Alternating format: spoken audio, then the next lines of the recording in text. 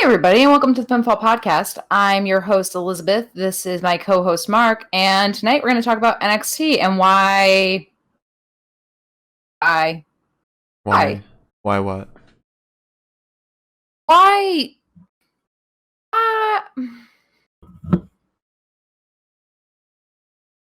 Why we're bringing back alleged pedophiles right now?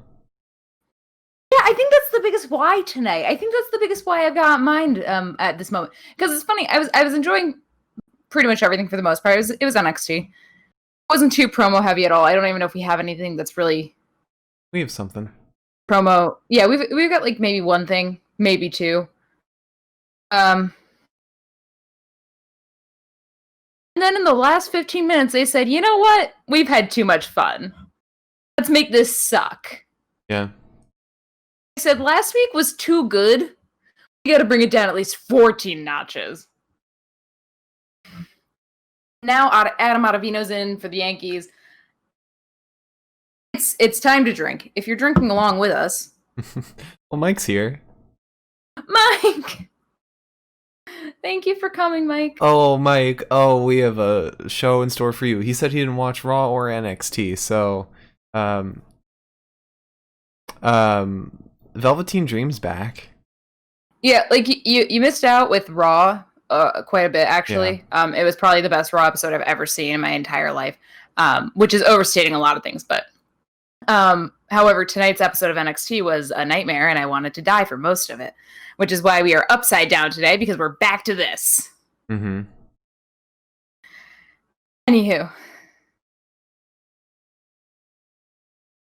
Before we get into the nitty-gritty, do you want to get into the news? Into the what? News. There's news? There's sort of news. I found some things that we could pretend are news. Okay. Okay. All right.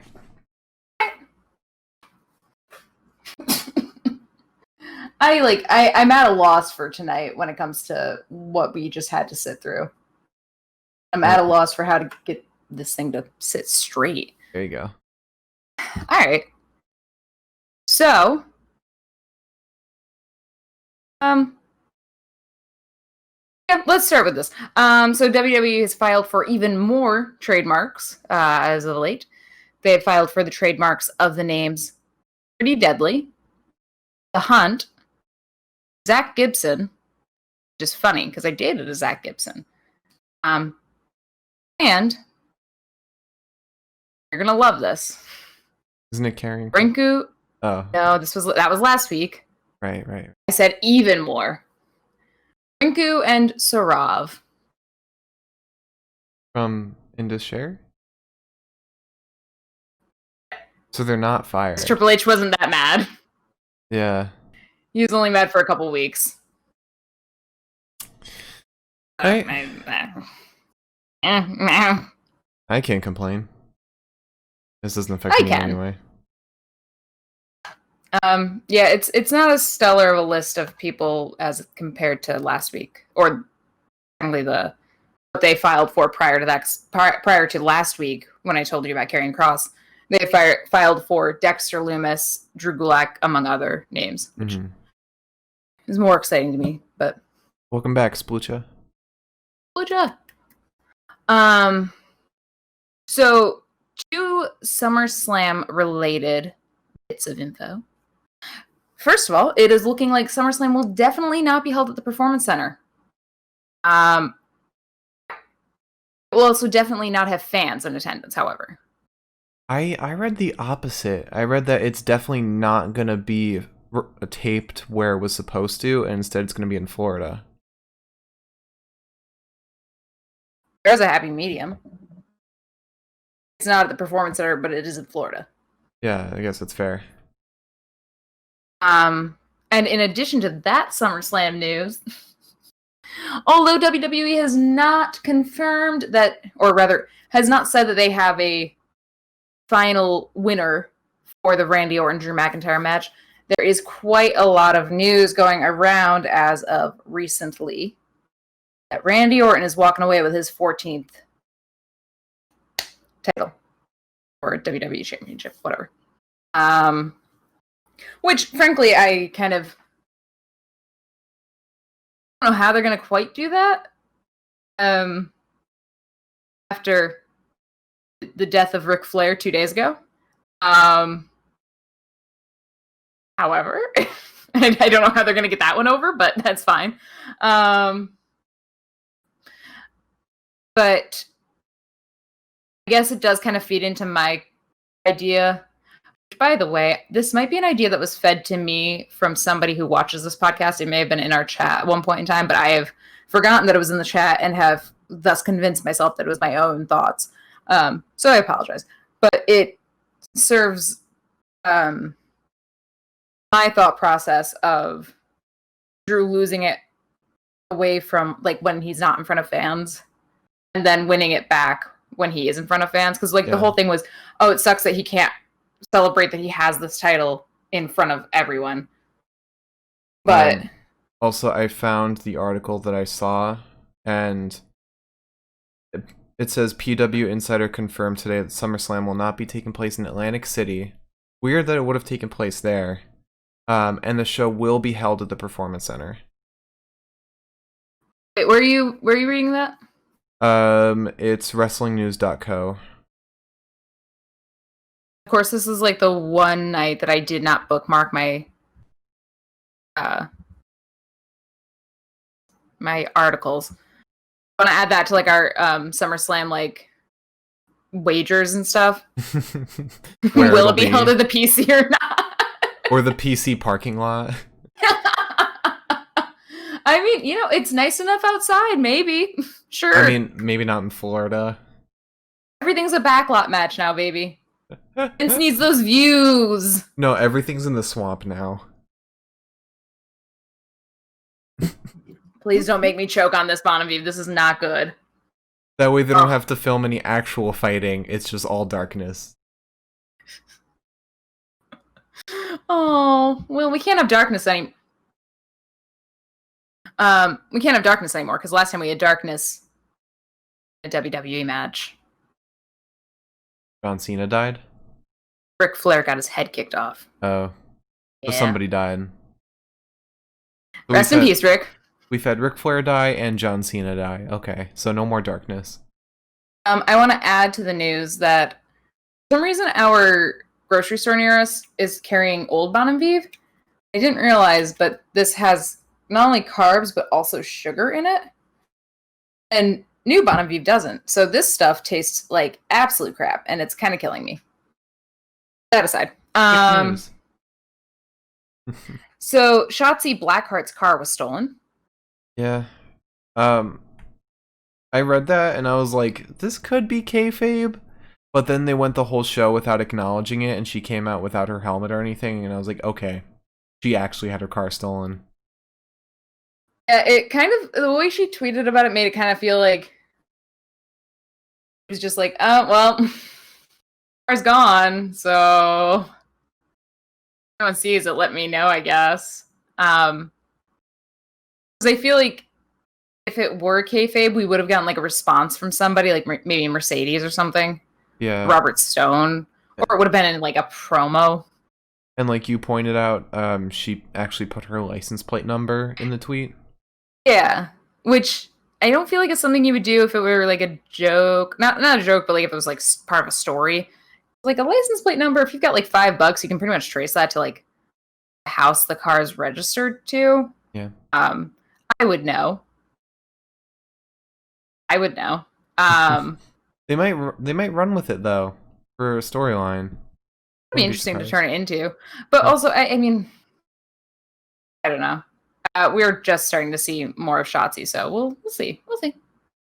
Especially with this new tag team that we're looking at right now. It's a tag team. I'm gonna be so happy. Then, in the final piece of WWE news, I do want to talk about something after this, but in the final piece of WWE news, so the man that I assumed was never going to step foot in a WWE arena or any sort of arena for the rest of his natural-born life, CM Punk, straight edge, might be part of Revolution. Yeah, might be part of Revolution. Might be part of Evolution. it's I'm so blind. I'm just like, I saw Ari and I was like, Revolution.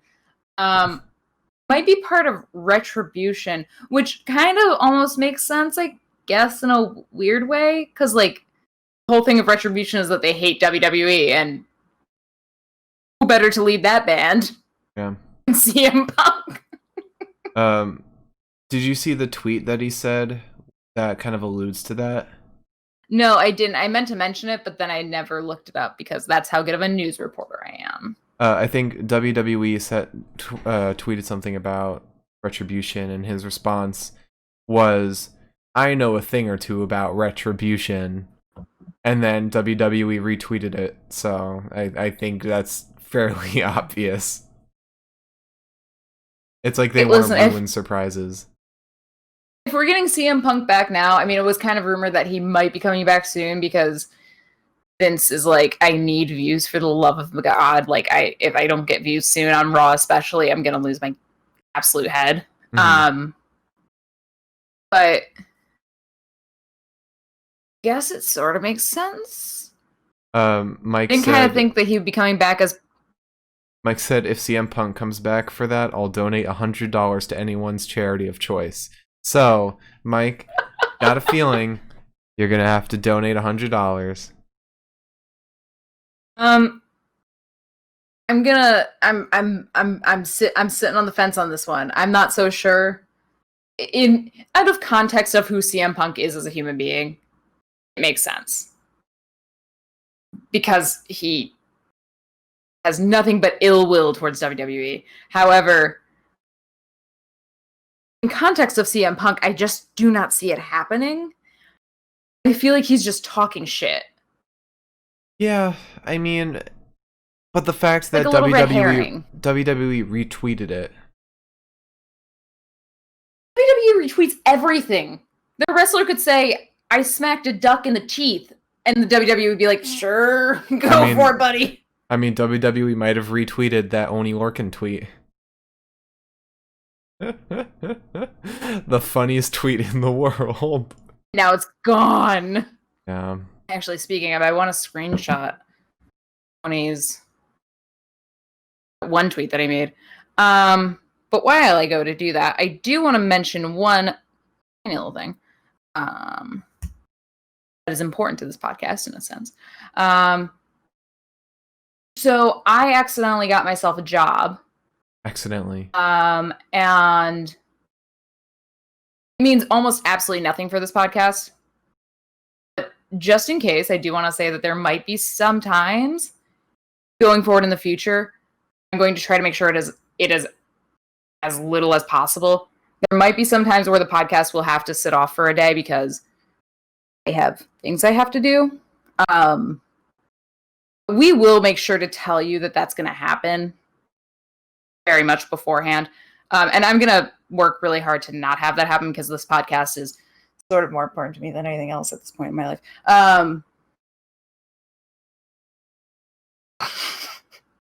This podcast brings me more joy than just about anything besides my cat. Yeah, I just wanted to put that out there. There's a very vague possibility. It will obviously never interfere with pay-per-views, for sure. And it'll probably never interfere with, like, SmackDown. There's a possibility it might interfere with maybe NXT, I would say. That's probably the most likely that it would interfere with, just because that's in the middle of the week.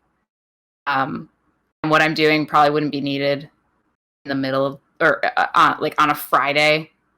Something I'm doing is needed on a Friday night. That's my fault. I definitely screwed up something. But yeah, I just want to put that out there. But again, I'm going to make sure that it does not interfere with the podcast as absolutely much as I possibly can because I have priorities. Maybe they're misaligned. This is my priority.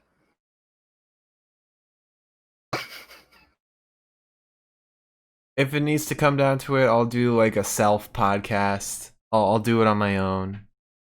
We are going to convert Mark's room into an office at some point in the very near future. So in the event that if something like that does happen and Mark needs to do a self podcast and I need to work, I will still probably be in the room. So it'll be a Mark's monologue podcast.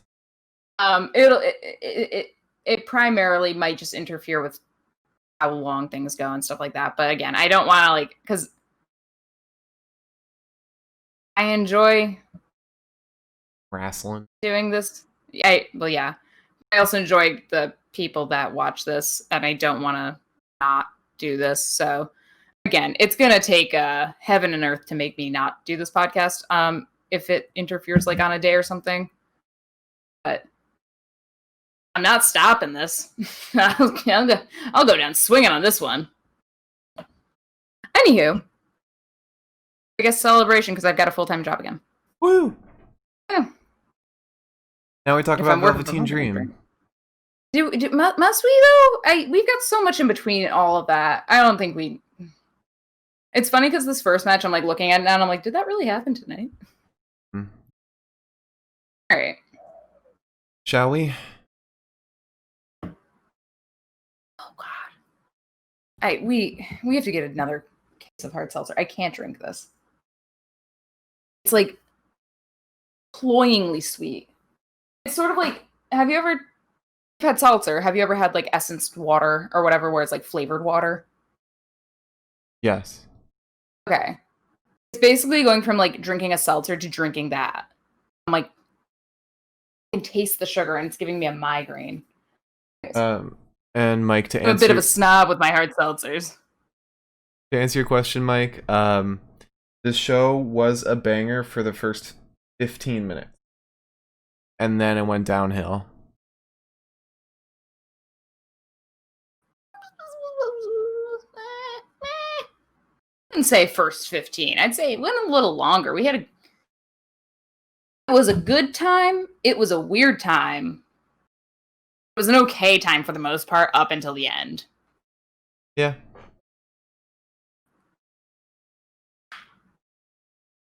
All right. So, we started off tonight with Karrion Kross versus Danny Burch, who was coming to get justice for his fallen friend, Oni Boni Bananagrams. Or Oni Lorcan. Fallen soldier. Rest in peace, soldier. Which Oni did also tweet that he wants to murder Karrion Kross now, so. I can't wait to see that. I mean, we've seen Oni just fighting someone he doesn't enjoy in Timothy Thatcher. What if we So I would love to see somebody who's wronged him. What if this isn't the Karrion Kross Keith Lee story, but it's the rise of Oni Lorcan? He fights Karrion Kross, wins, takes on Keith Lee, and wins the title in a matter of 2 weeks.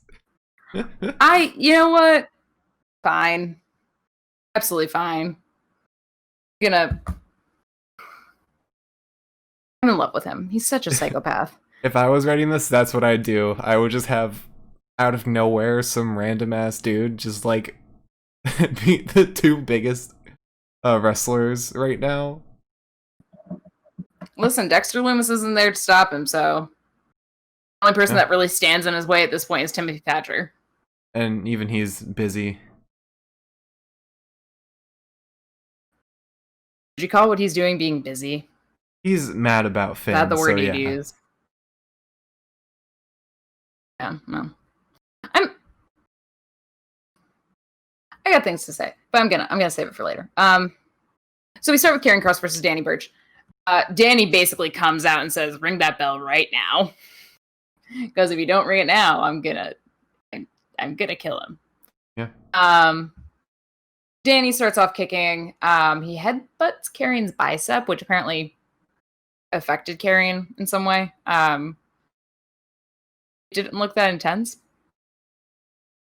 But he sends him out of the ring. Kross then is outside. Danny follows. Kross throws Danny to the ground. Danny punches him in the stomach. Then we get a crossbody suplex, sort of, kind of. I guess that's the word we could use. From Kross to Danny. We're all back in the ring now. We're having a good time. Danny's in the corner. He kicks Kross in the head and then goes at him again with a hard drop kick. I love to see.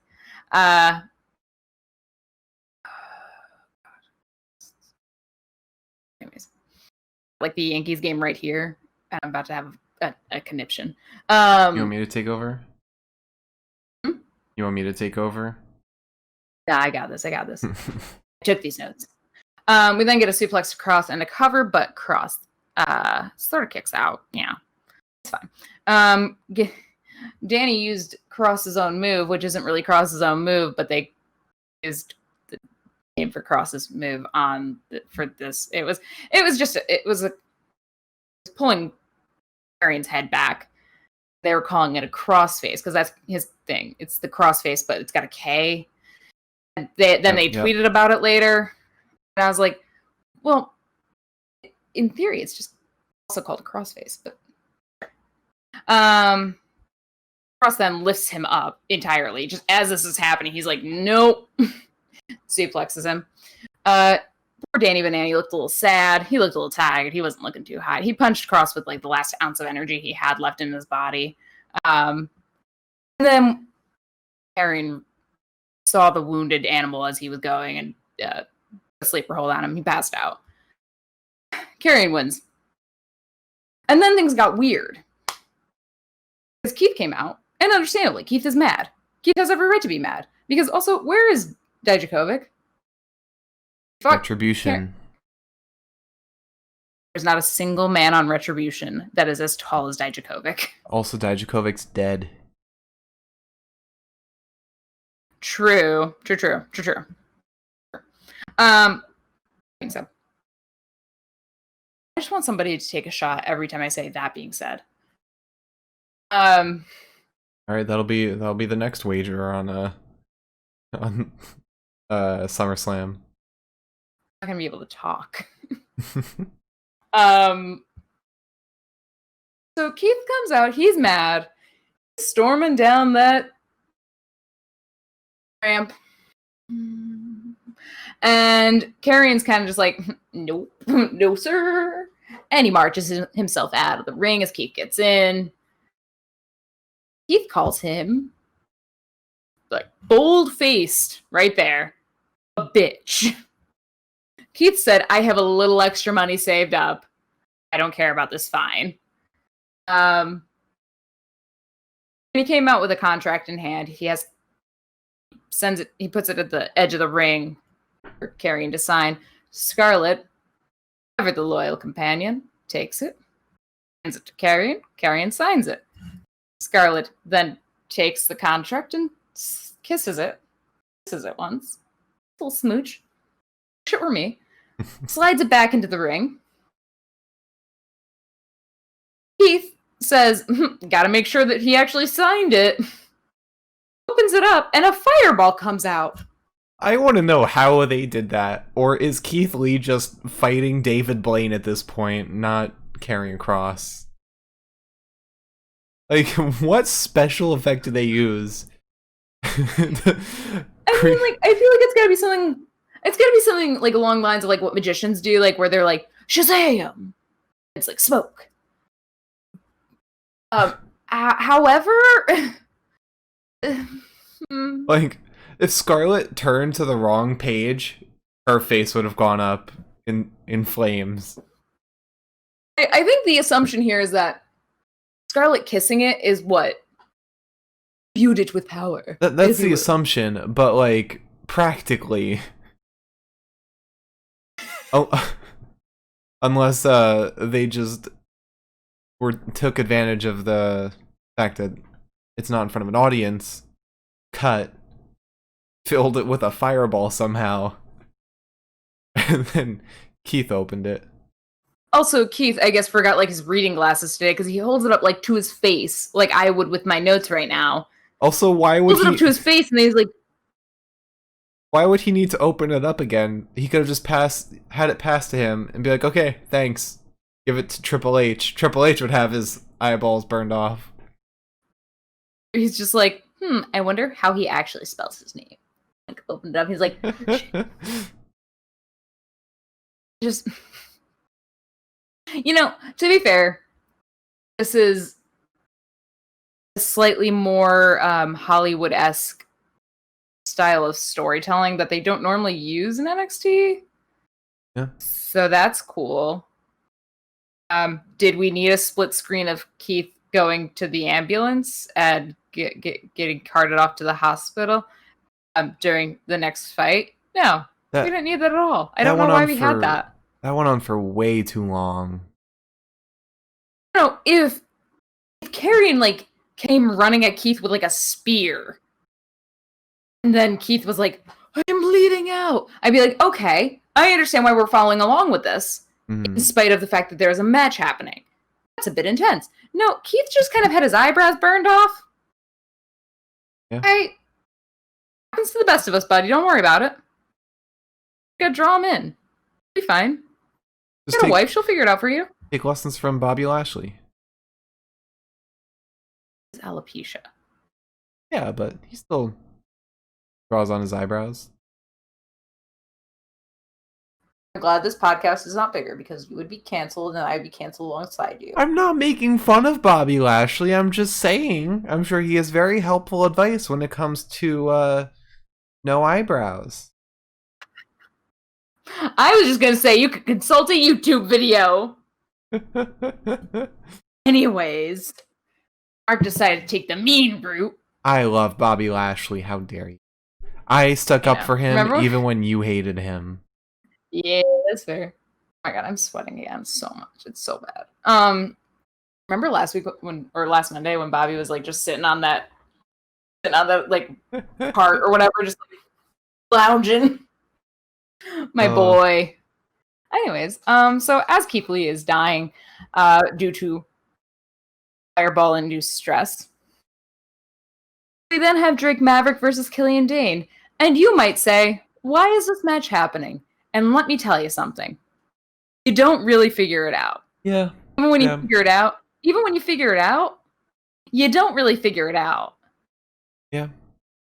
So Killian grabs Drake, and Drake punches him. It does nothing. Killian Dane is a massive, massive man. He gets a few good kicks to Killian in the corner, but then Killian kind of just treated Drake like a dog toy, obliterating the poor boy. Killian then bombs Drake into the canvas. Goes to jump on him, but Maverick rolls away.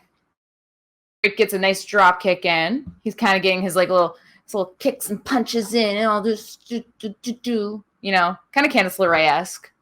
Very short. He's very short. Very small man. But also I think he's my height. He's not taller than me, so I can't really... Which is usually how it goes. Yeah. And then in addition to the split screen that we already have of Keith Lee getting carted off, it then becomes what sort of looks like it's going to be a promo, but it's not, of Undisputed Era.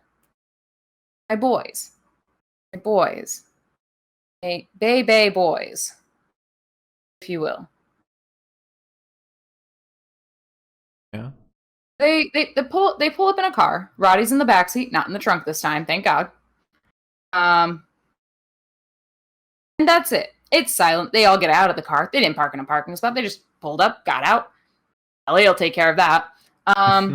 They're walking in, and I was like, oh, okay, cool. So, like, something's going to happen tonight with Undisputed Era. That's fine. I don't know why we had to find this out now in the middle of a match, but sure. We go back to Killian and Drake. Drake is up on the top rope. He's looking like he's about to actually somehow defeat this massive human being. I looked away for 5 seconds. And suddenly, Undisputed Era is attacking both the men. I'll tell you why. I guess that's the purpose of this fight, was so that they had 2 men to attack. Drake Maverick gets his small little ass out of there. You froze on my screen with your eyes shut, and I was like, are you falling asleep? No. Also, Mike said, Yui is almost broken up. And no, they're not. They're more supportive of each other than ever. Mike, don't say that. You should have seen them in the ring. Boys. They were backing each other. They're best friends. They are united. United front. They support each other. And my God, the day that comes, if Yui breaks up before Bayley and Sasha, this is like my baseline for everything. If they break up before Bayley and Sasha, I'm gonna have problems. I'm gonna have big problems. Anywho, well, I called Roddy Chris in my notes. Gosh dang it. Roddy, not Chris, technically Chris, but Roddy, sends a high knee to Killian's face. I want to tell you what my notes say. They say nothing important. It's just a lot of caps lock. I wrote stupid mouth, and I wrote undisputed dipshits. So, that being said, Adam Cole calls out Pat McAfee in response to what they've just done to Killian and Drake. I don't know. Sure, I guess. And that's where it ends. We don't see them again for the rest of the episode. Just decided, hey, we need the ring like right now, and you guys are still fighting, so we're gonna stop that, and now we're gonna call out Pat McAfee. While Roddy and Bobby and Kyle are all doing that that thing that sometimes the men of wrestling do, where they just kind of prowl around the ring and they're just smiling because they're excited. They're pumped up for their best buddy, their brother. Beat the shit out of a punter. Their baby. Their baby. If they break up, I'm gonna cry. They should at least get a run in the main roster before that happens. I would hope, but also I think like bringing up an entire stable like that is, or break them up by having Adam leave. The rest are still around, but Adam goes to the main roster. Undisputed has been together for so long. The idea of undisputed without being undisputed is bad. I don't know. I'm just excited for seeing Undisputed Era right now. I am too. Do I get a vibe that Adam Cole is going to get his shit wrecked at TakeOver? Yeah. Yeah. Maybe not if Undisputed Era other boys, aka Roddy and Bobby and Kyle, all help out. But then that just proves Pat McAfee right. I'll give a shit. Alright, you want to move on?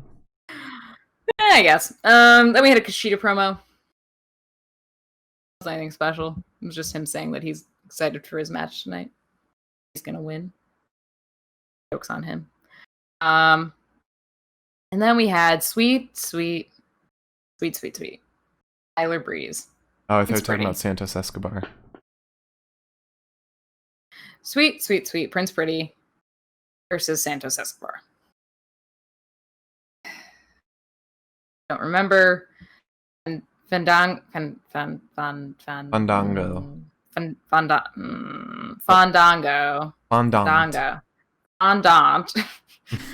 Fandango got attacked last week.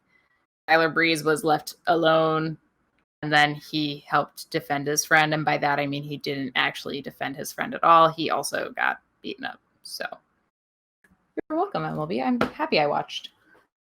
You see her crash in the background. The moment the yeet left my mouth, I watched and I was like, what have I done? It's a Chromebook. It's okay. It'll last. Different if I was eating this Mac. So Breezes comes in. He's bringing the fists. He looks good. He's looking almost okay. It's the first 5 seconds of the match, which usually means that he's going to look like trash for the rest of it. He gets kicked down pretty quickly. Nice boot to the face. A drop kick again, straight to his poor little body. He manages a kick to Santos's face. He's doing what he can to keep Santos in the ring because he throws him in the ring and Santos just slides out the other side like a bar of soap, essentially. Santos then takes Breeze's legs out and throws him into the apron. Breeze manages to break out of a headlock. Santos is targeting his knees. Breeze shows us the perfect way to fight out of a fireman's carry, which is to just flail frantically. I think I would do a great job. And actually, we probably should have taken lessons from our cat because she wants to break out of a hold from us, aka us picking her up to bring her to bed. She Sleeper just flails. Hold. Yeah. We don't put a sleeper hold on our cat. Yes, we do. She probably thinks it. Oh my god. I said that I'm not going to let this job interfere with like the podcast, but I think Mark's just trying to kill it in this moment. I'm trying to test the waters. We've tested them. We are very nice to our cat. When we lift her, we cradle her bum and her arms. We support her back. Anyways. My god. Yeah, Mike, I full Nelson the cat. No, he has not. He is not full Nelson the cat. Actually, we were goofing around though, and I said to him, I said to Mark, I was like, I don't understand how a full Nelson really hurts. And so he was showing how to do one on me, and the cat freaked out. She left the room. She was like, nope. I don't know what's happening. That's my mother, and she's getting hurt. And I was like, and so we can never do that again. Good to know that instead of helping you, she would just run away. Yeah, no, she was like, nope. I'm next. This is not Pete's territory. She's very much a save yourself kind of cat. Oh, God. Yeah, no, that cat, I guarantee you, the only thing that she would do, like, if anything ever happened in this apartment is perk her head up, like, Did mother just get kidnapped? Oh. Well, I have to fend for myself now. I can open a closet door and get to the food. She actually can. I know, she definitely can. That's not actually a joke. It's an annoying fact of life. How do we get here? So, How do we stop talking about wrestling and start talking about the cat? We're talking about breaking out of a fireman's carry. And after that, Breeze manages about 400 different versions of a flying elbow, a nice super kick. And Santos is looking a little oinks. Which is why the rest of Legato, decided to interrupt and give Santos a chance to pile drive Tyler. And they're just about to add insult to injury after the pin. About to add insult to injury when Fandango comes out with his arm in a sling, breaks the head off of a mop with his foot, and decides this is how I'm going to get back at them. And would it shock you to know that he doesn't? He doesn't get back at them at all. Instead, Swerve has to take time off from betting on Raw Underground to come and defend these two goofballs and chases them away. And now we have a six-man tag match next week. Zango and Swerve versus Legato, and it's just, I mean, Legato's looking for a loss, but I just want to know why they can't be consistent with Swerve.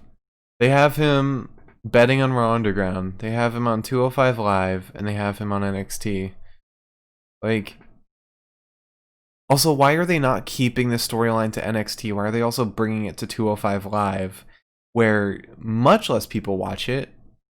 And personally, I don't see the point of 205 Live. I want to say, like, I have an answer for you.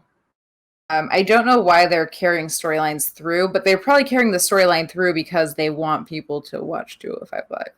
They want you to be like, well, why am I not seeing this? Where can I see this? Oh, I can see this here. Okay, I'm going to watch this then. But also, like, but again, why is 205 Live a thing? And also, why do they broadcast it right after SmackDown? Like, that's the worst. Just put it on, like, a Thursday. This is going to be a you and Drew Gulak question. No, this is not a you and Elizabeth question. Drew would just suplex me, and that's it. He would put me in a sleeper hold, and that would be it. German suplex to Mark. Yeah. So then we go on to one thing that I've wanted for a while, and one thing I just want to go away for the rest of time, which is Mia Yim versus Indy Hartwell. We've been desperate for Mia Yim to come back. We haven't seen her in a while. We haven't seen any hint of her in a while. To have her fight Indy Hartwell, who, like, 2 months ago was enhancement talent, more or less. Weird. Yeah. I was getting a little nervous because they've been pushing Indy pretty hard as of late, and I was expecting to see Indy win, and I was not looking forward to it. Yeah, I mean, I'm glad this fight kind of happened because it kind of guaranteed that Mia Yim would get a win, because she hasn't gotten a win since before April. She is. Oh, wow. They've kind of hated her. Mostly, like, brushed her under the rug because of Keith. Like, we haven't seen her since that one fight against Candice. And that was it. Hard to think that that's been so long from now, though. Isn't that July? It was around July 4th. So, over a month ago.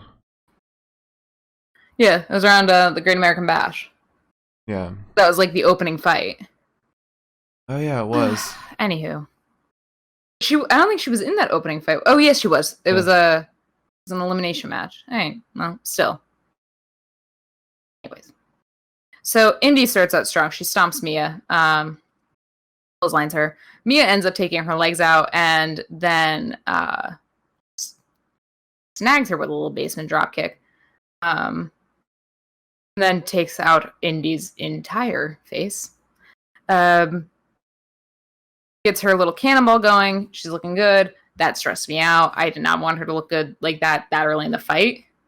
Mm-hmm. It's covered by Yim. Hartwell kicks out. Indy does the Adam Cole thumb thing. Didn't like that. I made a note because Mark pointed it out, and I saw it happen. I was like, nah. Not like that at all. That ain't original. Anyways, Indy manages to powerbomb Yim, and they're kind of like, at that point they were pushing like a whole, like, Keith is going to the hospital, and is Mia going to be able to win this fight because she's stressed out about Keith? I was like, you let Johnny focus entirely on his fight when Candice LeRae got basically frog splashed by Keith Lee. So honestly, why can't Mia hold it together? Honestly, Candice and Johnny are kind of relationship goals. I mean, I love them. As we point out to the promo that happens later on. However, Johnny could have cared a little more when she was, like, murdered. Oh yeah, for sure. I mean, Keith Lee cared more. Also, I want to point out than Johnny did. I want to point out that Liz again does not have the chat open. Oh, I do. Do I? I do. I do have the chat open. Okay. I just don't have it open. I don't have the chat zoomed into 200% though, so I can't see it. I'm blind. Yeah, you have glasses. The only thing my eyes focus on first is local medical facilities baby from Splucha.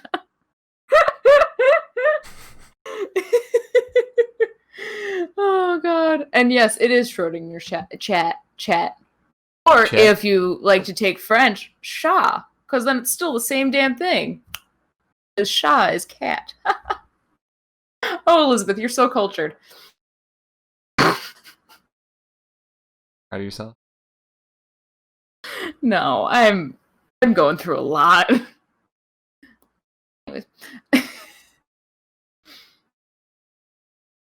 Want me to continue, or do you want to walk away? It might not take a job for me to just make this podcast all on my own. Okay. So anyways, they were really pushing the concerned wife trope, which I felt I was going to be angry about. I didn't have to be that angry about it. Indy sends a back elbow to Yim. And Yim drop kicks Indy twice, then does a neck breaker and a belly to back suplex. And in the end, she gets Indy into the weirdest submission hold I have ever seen, but also an aggressively painful looking one. Basically, she had like Indy's body spliced in half. And Indy taps out because you're just not grown yet. I'm sorry. You're just not grown. Are there any women wrestlers on 205 Live? That, again, is a Drew Gulak question, not an Elizabeth question. Because I can only... I haven't seen any women classified as cruiserweights, so I don't know. Yeah. I mean, I can only think of men wrestlers that are in 205 Live.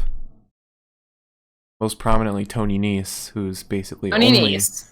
Yeah, he's only 205 Live, with minor appearances in NXT and SmackDown. When he's in NXT, he's a hero. In SmackDown, he's enhancement talent. Yeah. He's a jobber. That's it. Mm-hmm.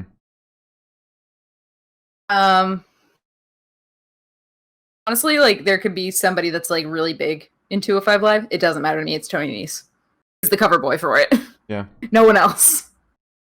Speaking of Tony Nese, sort of. I don't know. That's a weird segue, but anyways. Because he fought Bronson Reed. Oh, okay.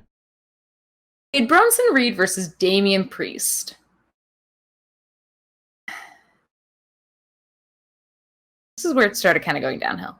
You want to move on to mostly the next part? I didn't take these notes for nothing.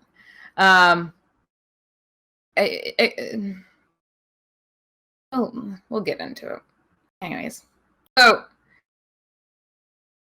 Reed pushes Damian. And Damian ends up, he gets mad about it, looks a little like incredulous, if you will. Reed manages to wrench Damian's arm. Damian manages to power out and reverse it, which, that alone, I was like, all right, sure. That's good enough for me. Damian goes for the attack, but it's definitely not enough because Bronson Reed is massive and Damian Priest is not that big. He starts kicking Reed's legs, but Reed shoves him. We get a back elbow to Reed from Damian, who's really just kind of breaking him down piece by piece as opposed to like what he would do to a normal wrestler, which is fight them. And just a flying elbow as well. Reed stops Damian's arm as he goes to assault him once more.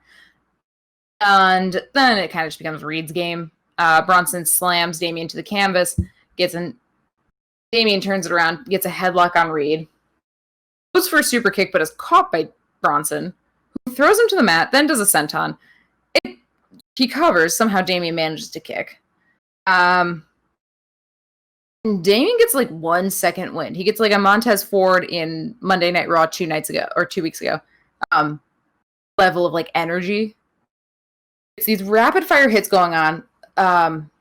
The springboard somersault off the ropes onto Reed. Looks amazing. And he suplexes the thick boy, if you will. And then Bronson does the same exact thing, which is considerably less impressive because I'm like, if you can't suplex Damian, I don't know what all of this is for. Because Damian's like spindly, if you will. A little string bean of a dude. Then Reed gets up on the top rope, goes to jump on Damian. Damian moves, and I don't think he moved fast enough because it looked like he was intended to dodge the jump because he started moving.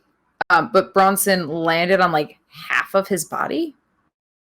So I'm not sure if that was on purpose or not. Didn't quite seem like it. And also the commentators kind of like fumbled their words. Like they paused for a second and like changed up kind of what they were gonna say. Yeah. It just felt like something went like a little akimbo, if you will. Yeah. But then Priest goes for the Reckoning. Reed reverses it, rolls Priest over for a pin. It was actually a really cool move from Bronson, as much as I hate to compliment him on a daily basis. I cannot stand this man. But that being said, I'm not shocked at all. Yeah. But I feel like that's kind of the storyline they're going for, that like he's just so big that like how can anyone beat him? Too big to fail. But I mean, who do you have going against him? You got Damian Priest, now you've got Cameron Grimes, who I think could take Bronson. And then I definitely Ridge Holland can take him if he somehow beats Johnny. And I mean, Finn already lost to him. No, Finn didn't lose to him. I could see him taking Finn and or Velveteen, so. Can I ask a question real quick? Yeah. Did they introduce Ridge the night that they announced Dexter was no longer available for TakeOver? What do you mean? It was last week, right? Ridge fought last week. Dexter was announced that he couldn't fight last week. Yeah. So I'm wondering if maybe they changed the outcome of that fight because they still want Ridge to be at TakeOver. It makes sense. I don't think so. Because it isn't the only one that gets slighted constantly. But like they seem to make a big deal about Johnny and Finn being the ones who complained. So that they're the reason these singles matches are happening. I don't know. I'm still mad about 205 Live, so I can't contribute too much right now. Like, for example, as far as I can tell, so is the chat. For example, I opened it up again. Why is the Cruiserweight title on both NXT and 205 Live? Keep it on one program. Anyway, sorry. I don't know. Now the Io Shirai promo. Question. Yeah, there was an Io Shirai promo. I definitely wrote that note down. It was basically just her saying like that she's gonna win at TakeOver, stuff like that. It was a very typical Io Shirai promo where she just says stuff and I say yes. Yeah. Okay. There was also a Dakota Kai promo I think prior to that. She also said the same thing. I hope. I want to make this prediction for TakeOver that Io's gonna lose the title to Dakota. It would bring up new tension between Dakota and Tegan, and it would have the potential to bring Io up to the main roster. You know what I'm saying? I want things. It's WWE. You don't always get things. Yeah. Important distinction to make. There's a lot of things I would like, respect for Finn Balor, but we're not going to get that because Triple H said no, so it's fine. And no Velveteen Dream. You're saving that for the end of tonight. Okay. I'm not talking about that right now. I did not highlight any of my notes. Next match? Yeah, no, we are halfway through my notes at this point. We're probably about halfway through the show. I stopped highlighting things, I have no faith in anything that I said. We are over halfway through the show. We're like the 4 events away from being at the end. Okay, good, because I again highlighted nothing after the Damian Priest Bronson Reed fight. Okay. Oh. Whoops. Anyways, we then have Casey and Kaden versus Aaliyah and Mercedes. I don't know. Weird stuff. Robert's looking really nice. Robert was wearing a nice red suit, looking sweet, looking sharp. Acting all sorts of tough, telling Casey to leave Cade and join the Robert Stone brand, and Casey stomps on his foot. And that we get a nice head scissors to Mercedes. she looked a little weak today, and I was okay with that. This was a pretty rapid match. There's a lot of tags.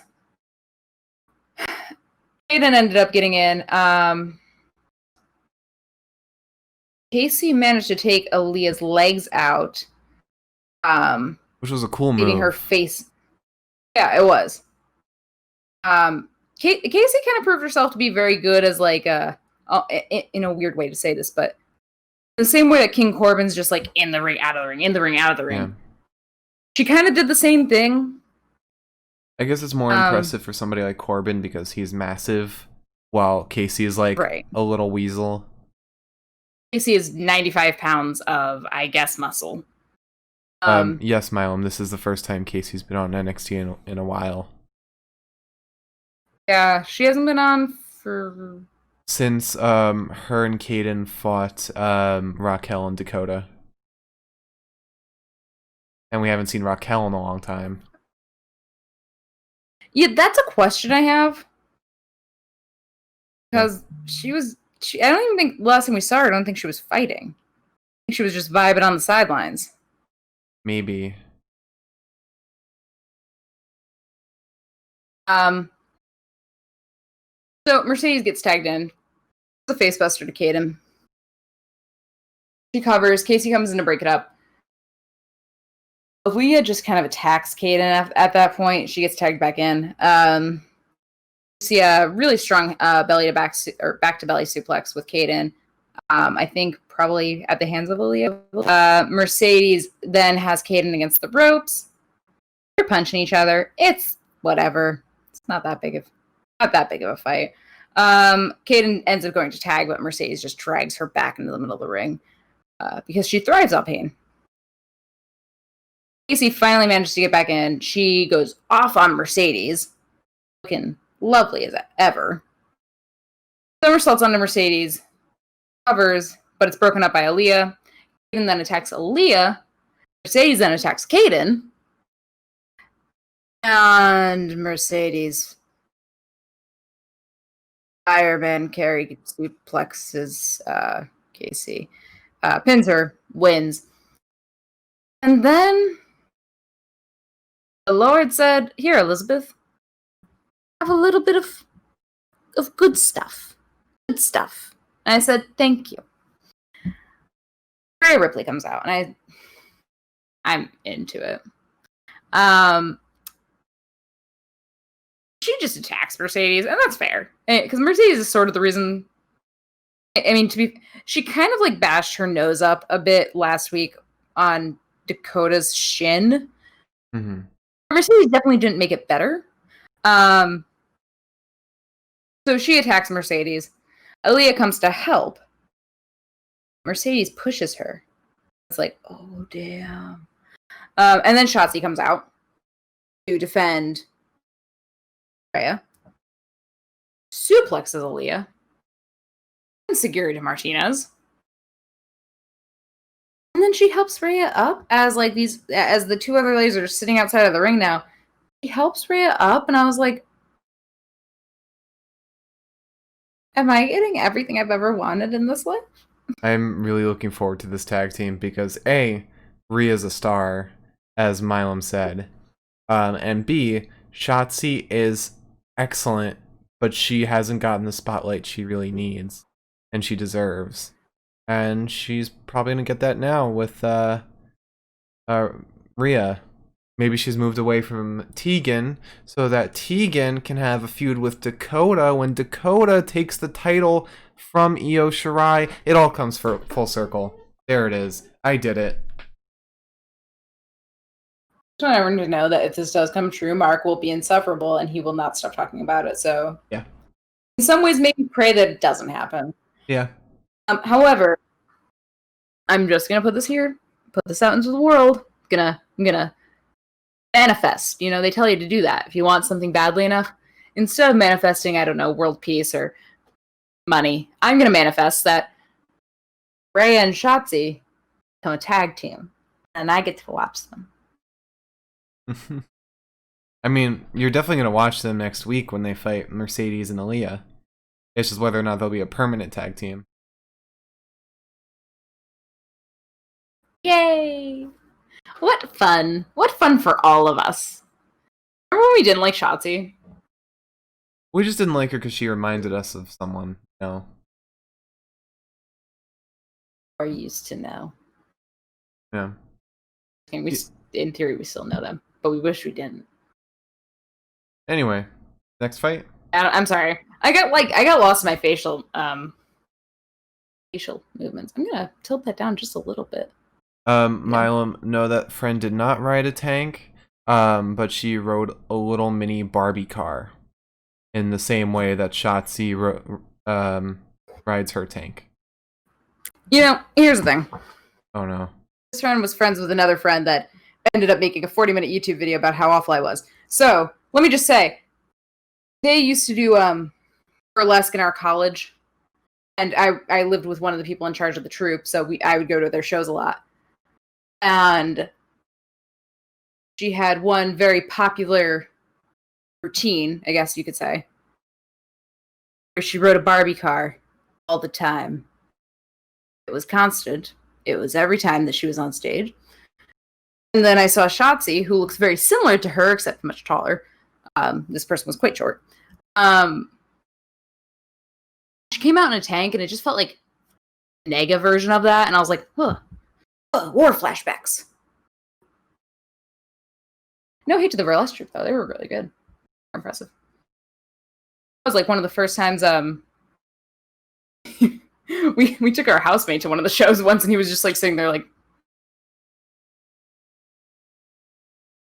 that was one of the first times I hung out with our housemate. So I was like, these are my friends. Make great first impressions. Anyways, do you want to talk about At Home with the Garganos? Oh yeah, definitely. Promo of the night. Already. Oh, bold. Okay. God, this is bad. Like, just drinking them out of spite now to get rid of them. So, Candace is on the couch with Padme. Their little, I think it's a Boston Terrier. I think that's what. Padme. Padme. Reading her a bedtime story. And in that bedtime story, somehow she manages to call out Tegan Knox. I don't know. If it gets Candice LeRae back in the ring, sure. I guess it makes sense. Johnny gets a ladder out because he's fixing a light, but it's an Easter egg. Takeover 30 at the ladder match. And he says some mean things about Bronson, and says basically that next time he's on a ladder, he's not going to be fixing a light bulb. He's going to be fixing NXT. I said, fixing probably isn't the word you want to use when you're referring to sports, but yeah, sure. I feel like wrestling's the only one where you really can say that. I guess that's fair. Matches are fixed on purpose. Also, Splucha says you should switch to the claw life. We just tried a variety pack of White Claws, mostly because it was at our store and we didn't feel like walking any further than the corner store we were at. This one had tangerine in it, and it tasted like basically an alcoholic Fanta, and I lost my mind. But normally we drink regular Bon and Vive, and I don't know why they had the old ones there, and it kind of worried me that they did. But it's more alcoholic, but it's also got so much sugar in it, and it hurts so bad. And carbs. Like, I drink my hard seltzer to avoid the carbs. You know, it's a problem. Anyways. Shall we get into the last moment of joy that we had tonight? No, because it's not moment of joy. Oh, wait. There's still one more thing. There's still one more thing. Okay, I thought you were talking about the last match. Never mind. We had Tim Tam Thatchy Thatch sanctioned murder time. Frankly, I was missing it. I was missing it. I don't know what he was doing. He was basically an ankle lock. Or sort of like an ankle lock where he lifts the guy up. Mm-hmm. And it was... I don't know. It was especially tongue-in-cheek how the guy he was doing the move on was wearing a Finn Balor shirt. And kind of had the same hair. I mean, to be fair, Finn just has a cropped brown hair. I mean, still, the shirt, too. I'm just happy because we haven't seen Tim Tams in a minute, and that's my boy, a goofy little man. When do we get murdering people? When do we get Tim Tams on Raw Underground? Tim Tams is definitely banned from Raw Underground. No, I feel like he has his own underground fight club. Mark, it's him against everyone. No, that's just in his mind. He's in charge of it. That whole segment is just his internal thoughts. I love him so much. I don't know why. I don't know why I do. But I would. He's so weird, and that's wonderful. I hope that one day we can see him and Dexter Lumis together. Real quick, I want to acknowledge something that Splucha said. He said, am I alone in disliking heel Johnny and Candace? I like heel Johnny and Candace, especially during these at-home segments. However, I don't like the Johnny and Candace that try and win by cheating, or like with foul play, like how Johnny had the keys for Keith Lee, because we know how amazing of a wrestler Johnny is. You see wrestlers like Bayley cheat because that's kind of the only way she'll win right now. But Johnny is like one of the best wrestlers at NXT right now. Actually, I was gonna make a point that I think the problem with Johnny right now is the same problem that we're having with Bayley, where it's like, yeah, you're good as a heel, but like, I don't like when the heelishness overpowers like your ability to do anything. Mm-hmm. The fact that we did have to suffer through so many matches of him versus Keith Lee, and the only way that he could win against Keith Lee is cheating. Yeah. Which in the moment it was funny, it was charming, I guess. It was something to watch. But at the same time, it's like, then to watch him versus Swerve like we did however many weeks ago now, it was like, Roddy. Oh. Yeah, like you kind of sit back and you're like, oh yeah, he is a wrestler. I forgot about that. So I think the problem also is that, like, in the same vein as Bayley, in the same vein as Seth, I don't know how they're gonna ever, or I don't know how they're gonna turn that around anytime soon. So I can't. We just watched the 2019 SummerSlam last night. To see where Bayley was however many months ago, God, versus where Bayley is now, I think it's so much easier to just be like, hey, this person's a heel now, whoops, than to be like, hey, this heel's a person now, and you're like, oh. I mean, there are a lot of wrestlers who used to be heels, like Asuka. Who else was a heel? Drew McIntyre was a heel. Roman Reigns was a heel. Why am So people just hate him, so he doesn't count. Why am I blanking on who used to be heels? AJ Styles is kind of still a heel. AJ Styles is still a heel. There's no kinda. God, I mean, I think the thing is, it's like Daniel Bryan. I just think it's much. Well, that's kind of different because he was brainwashed. I think the thing is, it's just gonna be harder for them to pull Johnny out of being a heel now versus where he was. I would definitely like to see Johnny come back to being at least semi-face. I don't know if they're really going to be able to pull him out of being a heel entirely for a while. To at least see him turn around and be like, yeah, I'm a decent enough dude. Yeah. And I think that's why the Swerve Johnny fight was so good, because there was no, normally I hate this, but there was no story. Yeah. There was no overarching story that was being brought into this match at the moment. It was just Johnny versus Swerve and wrestling. You want to cut short this nice conversation for the worst part of the night? Makes me angrier that this happened because I actually did forget that Tim actually that was on at all. I was so mad about this that like that escaped my mind, and that's more important to me. Before we start talking about anything this could be related to, I just want to preface this whole next segment with a big ol' allegedly. Does this mean I can speak freely about alleged things? You might need to Say I might need to name throw in names. some more allegedlys in there, but All right, you do as you see fit. we've got some padding. Okay, so this match is for the North American title. It's the 3-man match, and they're going into a 5-man ladder match come August 22nd. No, 21st. 22nd is SummerSlam. 23rd is SummerSlam, because 8/23 is my lucky day. I would have remembered that. You can check your calendar. I know what I'm talking about. You can continue.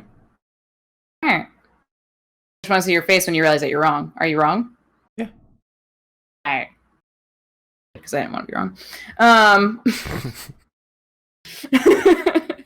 So, going into the match, we had Kushida and Grimes build for it with a mystery man. And funny enough, we overlook everything else that happened. Finn, because Johnny was billed to fight Ridge next week, Finn is also billed to fight somebody, but he is also billed to fight a mystery man. And it's funny how this all played out at the end of the day. Oh, yeah. I just realized. Yeah. You made the comment, too. Yeah. So I was like, "Oh, I wonder who the mystery man is." My like first an guess. idiot. My first guess was either Walter or somebody from the main roster, and then I said maybe it's Rick Buggs because he wasn't in the crowd at all today. I wish it was Rick Buggs. Honestly, yeah. I just want like everyone to realize that like if I wish somebody was Rick Buggs, that usually means that they're like bottom of the barrel for me. And probably for Mark as well. So we were excited. Who knew? Who knew who it was gonna be?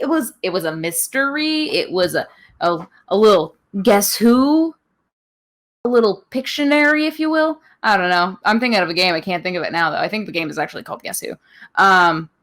It's Velveteen Dream. Yeah. Yep.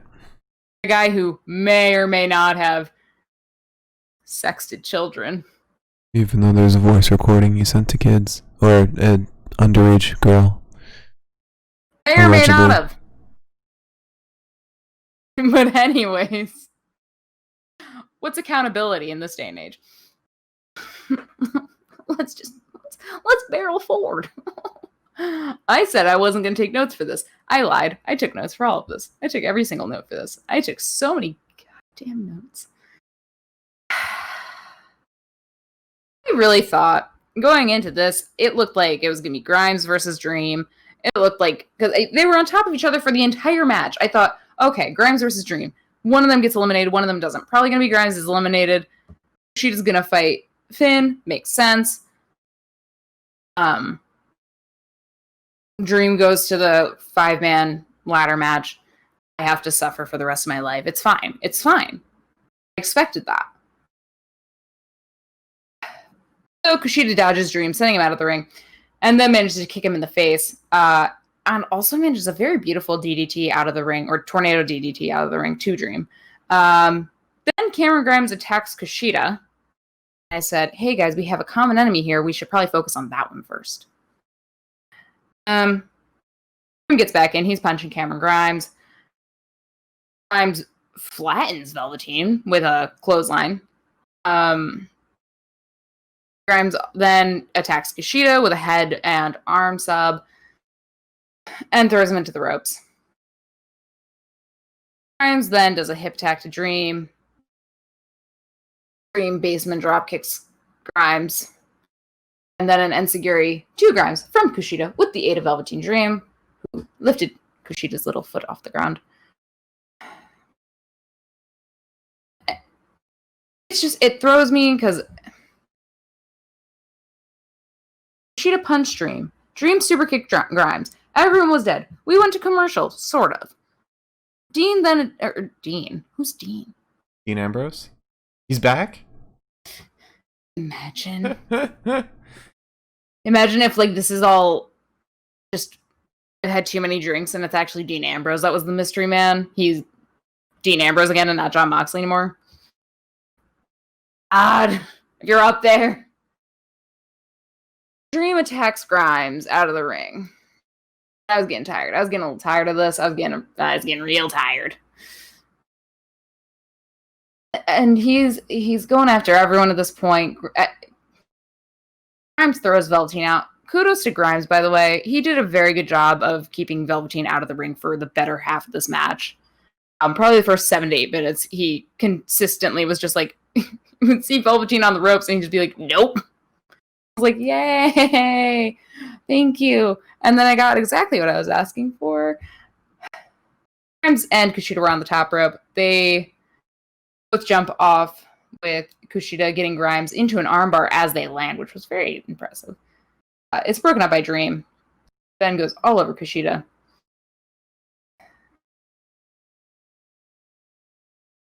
Basically, Grimes forgets that he's fighting a pedophile. Drops kicks and pins Kushida.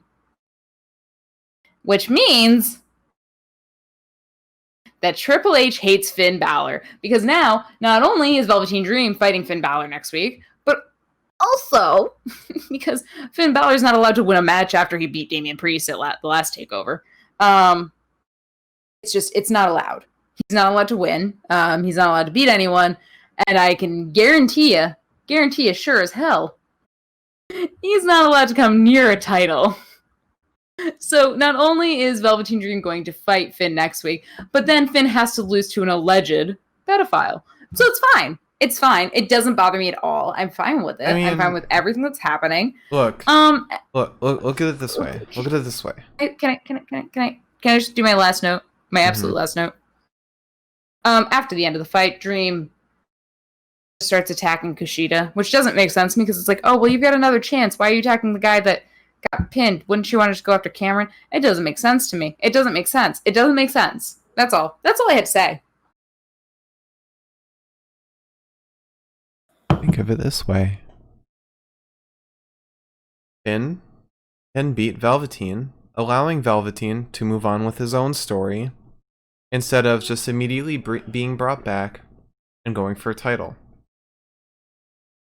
Finn can have a leg up at the tournament, or at the 5-man free-for-all, 5-man ladder match, because he beat Velveteen Dream. And then Velveteen can do whatever he wants in his own story. Probably go after Johnny Gargano or something. Yeah, but look at it this way. Okay? Look at it in the negative Nancy light for 1 second with me. Dream is back. Dream just came back. Dream's going for a title. What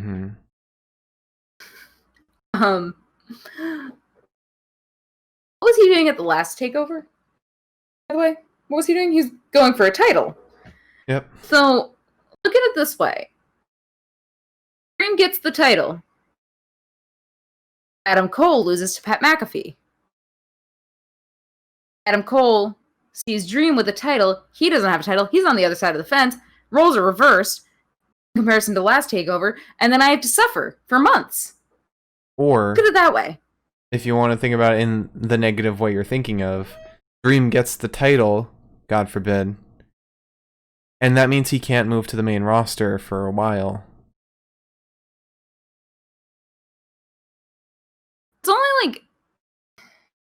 It's only helpful if, like,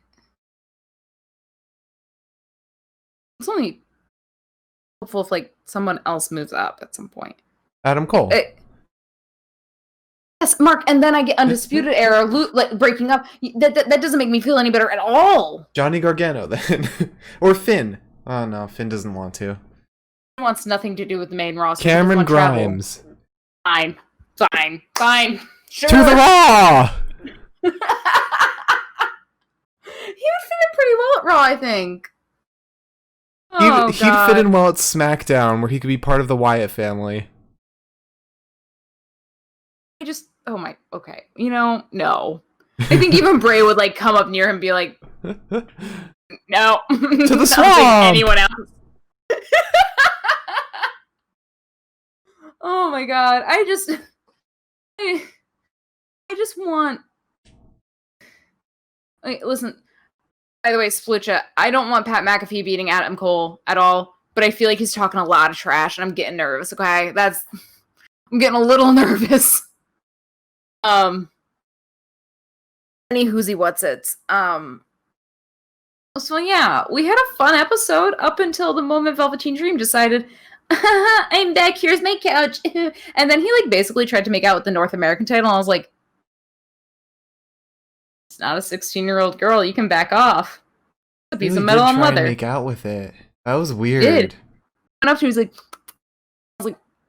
that was weird. I mean, even if he's not an alleged pedophile, that's weird. I'm sorry, I'm mad at what Mike's just said. Allegedly. It wasn't close enough. It wasn't gravelly. Allegedly. Allegedly ASMR. Folks, it's relaxation time. I'm a little tense. Promo of the night? Anywho. Yeah? No? You have something else to say before we move on to the Mark, best of the... You cannot jump into the promo of the night until we go... Fast forward 10 minutes when Liz says is ready.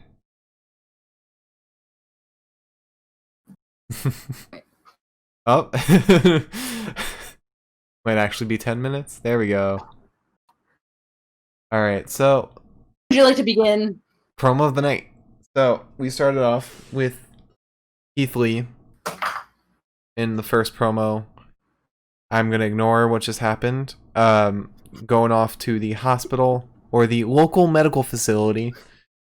Happening at the same time as the Drake Maverick Killian Dane match. Don't know why it went on for so long. Could have ended like 10 minutes earlier. And then we had Adam Cole and the rest of UE barging into the Drake Maverick Killian match. Great performance done by Adam Cole. Kind of everything we've already gotten, though. It's basically just Adam Cole being like, yeah, I'll beat you up. We've basically already got that. But we got Bobby Fish. We can get Bobby Fish in many other ways. My capital region baby, if you will.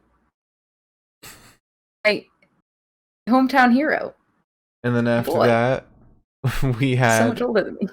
We had a promo with Kushida talking about the triple threat. You know, it's one of those generic montages NXT likes to do. And then after that, we had Dakota Kai promo, another one of those generic montages. And we had a Finn promo, another one of those generic montages. And then we had Io Shirai promo, another one of those generic montages. And then we had the time in the Gargano house, which was a very enjoyable time. We got a little bit of heel Johnny and Candice, which we haven't seen in quite a while. You were about to say heel in Jeopardy. I was about to say heel and Johnny. Oh. We got a nice little nudge with the ladder, and and we got Padme.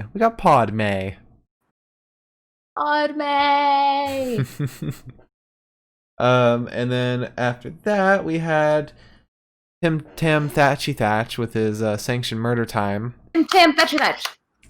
Um, it's sanctioned murder time. It's the same as all of them, except with a added nudge nudge of Finn Balor's shirt. But with all that said, my pick for promo of the night goes to Home with the Garganos. Oof. I know you're. Are you gonna pick Tim Tam Thatchy Thatch Sanctioned Murder Time? No, Tim Tam Thatchy Thatch Sanctioned Murder Time is above grade. We can't choose that. Okay. It's beyond. It's obviously the best. We can't include it in like the actual choosing. It's the promo of the year.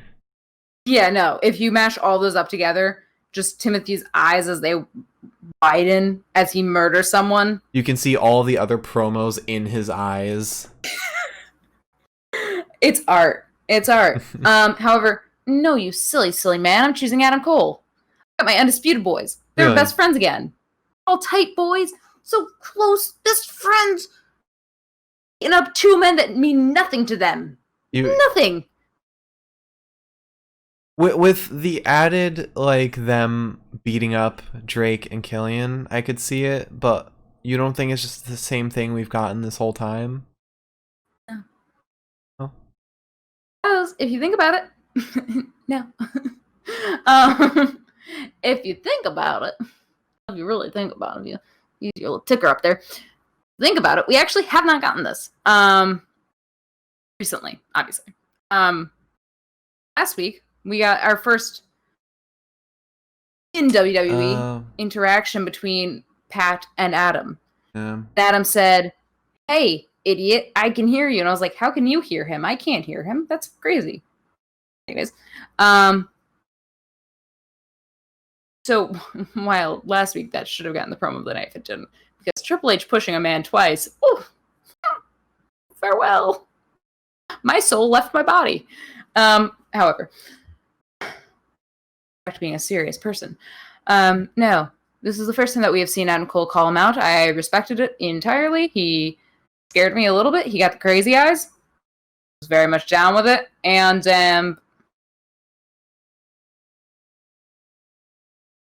I'll agree with you. I got to see the rest of the Undisputed Boys smiling. And we got that little high knee from Roddy. Like, hello. I'll agree with you. Now that you mentioned, like, we technically haven't seen this again. Just feels like we have. So. Killian's a petty little bitch, so he might, considering Roddy's knee did connect with his jawbone, maybe that'll open up something for us. Be a fun little gift. Fighter of the night? Yeah, sure. Oh, wait. I just want everyone to know. I painted my nails today. They don't look that great, but I did black and gold because we were doing NXT tonight. Very nice. Thank you. So, Fighter of the night. We start off with Karrion Kross versus Danny Burch. I mean, Danny Banani. Who else was in this match besides Karrion Kross? Danny Burch was kind of there. Karrion was the only one who really, like, showed up. Danny Banani.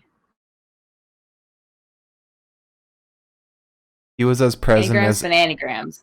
He was as present as Oni Boni Bananagram was in that promo with Karrion Kross. Oni Boni Bananagrams, my boy. How dare you, Splucha? Anyway. Bold. So my pick for that fight's Karrion. He was absolutely dominant. I mean, it's Karrion Kross. He's always like a brute in the ring, but like in the best way possible. I'm gonna gloss over the Drake Maverick versus Killian Dane fight. And then Tyler Breeze versus Santos Escobar. I mean, both were good. I think Tyler Breeze was the better of the two. He had the most memorable moments of the match. And I completely agree with you, Milam. None of these matches really like were anything special, in my opinion. But Tyler Breeze was the best pick of this fight. I think he just had the most moments overall and was kind of physically impressive the most. But But I mean, neither were really anything to write home about. So after that, we had Indy Hartwell versus Mia Yim. I'm gonna pick Mia Yim just because of that finishing lock that she got. I don't even know what you call it, but it was impressive. It looked painful, and it sealed the deal for me. And then we had Damian Priest versus Bronson Reed. It's hard to even consider Bronson Reed for anything at this point because he doesn't need to do much in order to win. So I got to give it to Damian for this fight, especially after that suplex on Bronson. Every fight with Bronson, it's always like a big thing. Like if the other opponent can suplex or lift up Bronson, and if they manage to, it's supposed to be an impressive thing, and it was for Damian. But it's hard for me to find Damian anything like remotely impressive, just because a lot of his moves are kind of soft, softer than they should be. At least how they land. And then we had Kaden Carter and Casey Catanzaro versus Mercedes Martinez and Aaliyah. This one was the toughest one for me to pick a choice from. I'm torn between Casey and Aaliyah. But I think I want to go with Casey. I'm sorry, Mike. You've disappointed, I think, everyone now. Except Splucha, who's saying that Aaliyah is booty. But Casey is like a very physically impressive wrestler. The way she works off of Kaden is really impressive. And her speed and mobility in the ring is like unmatched, mostly because she's so small. But I mean, that doesn't discredit her speed and athleticism in any way. And I completely agree with you, Mike. Aaliyah is incredible. She's a really good wrestler who definitely deserves more spotlight than she's given. But I think in terms of individual performance today, Casey, in my opinion, took it in that match. I think she just needs a little more. She's not even main NXT roster right now, and I feel like her and Kaden need to kind of make that step. But they're past the point of enhancement talent right now. And then we had the final match, Kushida versus Cameron Grimes versus Velveteen Dream. Oh god. I want to give this one to Kushida because I mean, he did the most work in this fight, although Cameron Grimes did a lot of work keeping Velveteen out of the ring. Kushida got everyone down the most. He, I think, did the most pins in the whole match. And he is like a very, very fun wrestler to watch. Because he's very similar to luchadors in how he flies off of the ring, basically. I wish he'd gotten a little more. I wish we also saw a better Cameron Grimes, the same Cameron Grimes we saw last week. But that might mostly be because we had the introduction of Velveteen, who needed a little more of the spotlight because it is a reintroduction. What's your point? Can I say one thing about that? Mm-hmm. The way you said, yeah, what's your point? I did not mean for it to come out that way. No, I was just going to say that this is also the first time that we're seeing Cameron Grimes who isn't scared, though. That is true. The last couple fights he was in, he like get in the ring and be like, I'm a big blah blah blah blah blah. I'm so tough, blah blah. And then like the other guy would get in and be like, didn't actually want this, didn't want this at all. This is like the first time that we're seeing him get in the ring and just be like, I'm going to fight somebody. I'm going to fight them now. And I kind of respected that. but I wish it reflected more in how he fought today. I mean, I'm not saying he fought poorly. It's definitely better than the Cameron Grimes we'd previously seen. But after seeing him last week, he set a bar for himself that kind of wasn't reached today just because he wasn't a triple threat. Other people needed to shine in the spotlight. And I am looking forward to the 5-man ladder match with him. And I really want to see more of Cameron Grimes now because he is looking like a really impressive wrestler, and all the matches he's been in have been really good. I want to see more of him. And no, I can already tell you, Dream is not the fighter of the night. But my pick for this Won't fight, bring ourselves to that. my pick for this fight is Kushida. As far as the overall fighter of the night, it's tough. Like Milam said, nothing was really impressive today. God,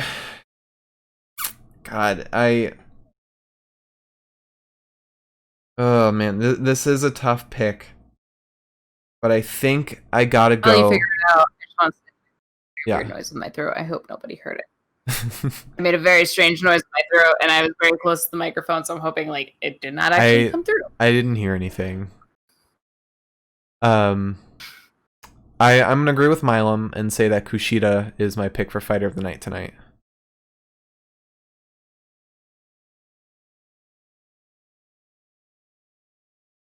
Well, do you agree? Do you disagree? No, you disagree. I'm really curious. Who do you think is your pick? I was really happy with Cameron tonight. Oh, okay. Yeah, I'm not gonna lower myself to saying that Velveteen Dream did a damn thing tonight. I'm gonna pretend he didn't even exist. Oh tonight. no, I'm happy doing that. Most of his time was spent like face first outside the ring, being knocked out by Cameron. So that's half the reason why I'm choosing Cameron, because Cameron Grimes, he played defense. Defense. I'm sorry. I don't know who I am. He played defense quite well. But he played his defense and he played his offense at the same exact time because he was fighting Kushida in the ring and he was defending the ring of Velveteen entirely. He kind of made sure that those barriers were sound. He spent the better part of this match keeping Velveteen out of the ring altogether. Every time Velveteen kind of got back up on the ropes, Cameron would manage to just slice him off of there with his forearms or just do literally anything to keep him out. And not to say that Kushida didn't help in some ways, but I think that we saw a very fearless side of Cameron tonight. I liked seeing that. I was kind of getting tired of the whole like pussy. Not to say that. I'm a lady. I can use that word. But he was a wuss for the last few matches. And I thought, although he wasn't like, I want to say he wasn't stellar tonight, but just because he wasn't who he was last week, I feel like it doesn't necessarily discredit my legs and my hip locked up. I don't think that discredits his performance today because I think he was playing differently because he was working both sides of the fight. Whereas when it's just a 1-to-1, it's like, okay, he's attacking you. Now you're attacking him. Now he's attacking you. Whereas like a 3-man is he's attacking you, you're attacking him. Now this guy's attacking you, this guy's still attacking you, and you've got to like figure that one out. I think he looked really good, and I kind of expected him to kind of dance around doing anything tonight. Especially that's been his thing for a hot minute. After fighting Keith Lee and kind of cowarding out. Yeah. And also I am ignoring everyone who is voting Dream in the chat right now. You're all ignored. I've to turn the chat off when I'm like trying to make these decisions because I'm easily swayed, and someone could just be like, Shawn Michaels, and I'd be like, yeah, Shawn Michaels is my fighter of the night. You're right. Triple H when he pushed Pat McAfee. Well, he was my fighter of the night, so. But you put up a good point. It does show kind of his evolution in character. That fight with Keith Lee kind of brought out the confidence. This isn't a vote with you guys. We haven't disagreed. We don't. Your vote only counts when we disagree on something.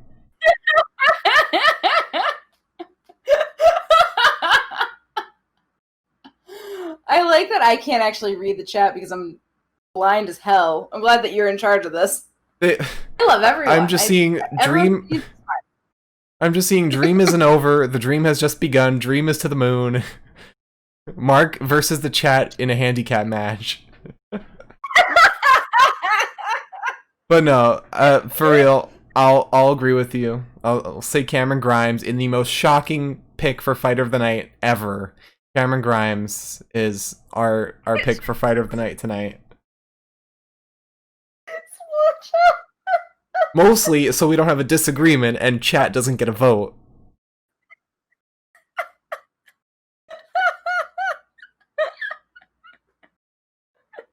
Thanks, Mike. Thank you for conceding. After 20 minutes of putting Dream in the chat. Also, by the way, I don't want to mess up this person's name, but it's either O'Hearn. Leonardo Hearn or it's Leonard O'Hearn. Whichever. You were definitely right. Keith Lee could absolutely destroy Karrion, and I have absolute faith in that, and I cannot wait to see that happen. Because I think Karrion's needing a loss recently. I'll leave it at that, because I want to finish off this, but I cannot wait to see Keith Lee flatten Karrion, because it is going to be a brutal match. Keith Lee is going to be so mad, and he's going to be fueled by his rage, and that is what we need. Yeah, we also need Santos Escobar to take the NXT champion belt from Keith Lee.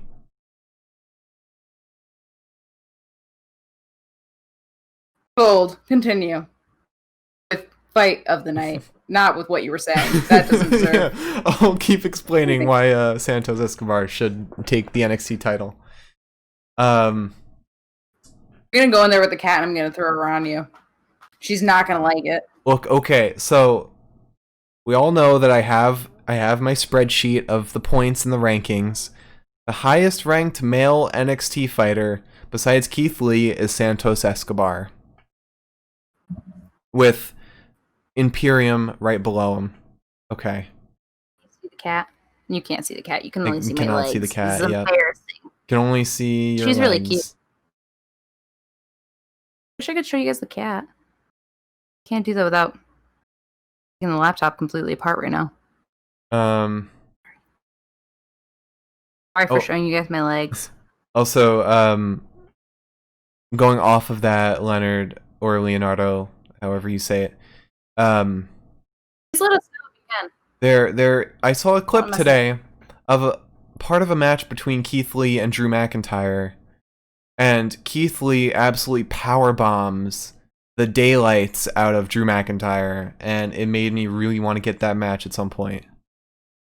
But anyway, so fight of the night, and I'm gonna preface this right now by saying it's gonna be really tough for me, because like I said, none of these matches were really impressive. But starting off, Karrion Kross versus Danny Burch. This was basically all Karrion Kross. Danny Burch it was weird for Danny Burch to even be there in the first place. I guess it makes sense with Oni Boni Bananagram being little cat. There's cat. There's me. With Oni Boni Bananagram Lorcan being in the background of Karrion's video. I guess that's the only reason this fight makes sense, but it kind of really doesn't put Danny Burch's story in like any kind of direction. It was just Karrion showing off. That's basically it. I do want to point out though that when Keith showed up, Karrion looked scared. He looked weak and he looked scared. So that's kind of a good development on that end. But as far as Danny Burch goes, there's really nothing where you can take with that. Then we got Tyler Breeze versus Santos Escobar. I mean, this was a good match overall. It kind of opens up Tyler Breeze's story a little bit. I'm glad it focuses more on him. And Breezango kind of has this storyline they can go down now. And Santos, it kind of makes him look more like a fearful heel, if anything. But yeah, overall is a good match. Kind of a weird ending with Swerve showing up, but I mean, we've been teased this storyline already, so it's not the biggest shock. After that, we had Indy Hartwell versus Mia Yim. And Mia had a good finisher. Indy did the Bay thing, the point. So just for that, this doesn't get Fighter of the Night or Fight of the Night at all. Then we had Damian Priest versus Bronson Reed. Wasn't a bad match. Damian and Bronson both looked good. I liked Bronson's finisher. Damian had a cool suplex on Bronson. He looked good overall. It's just kind of a way to fill time before TakeOver, so I don't think it really opens up anything story-wise. If anything, it just adds tension to the two wrestlers. But I'm sorry, she just bit my leg. okay. If our cat doesn't get enough attention, she will nip you. I guess I was not giving her the attention she craved at this time. You did not have to bite me, you silly fool. You did not have to bite me. My hands are right here. The audacity. This is a Velveteen Dream fan, by the way. Oh no. Yeah. Oh no. Yeah. That's what they look like. Also, Mike, if we get Drake Maverick versus Shane McMahon in Raw Underground at SummerSlam, then SummerSlam will be the event of a decade. But anyway, you have to read the chat to know. So sorry, I was busy getting eaten by my own cat.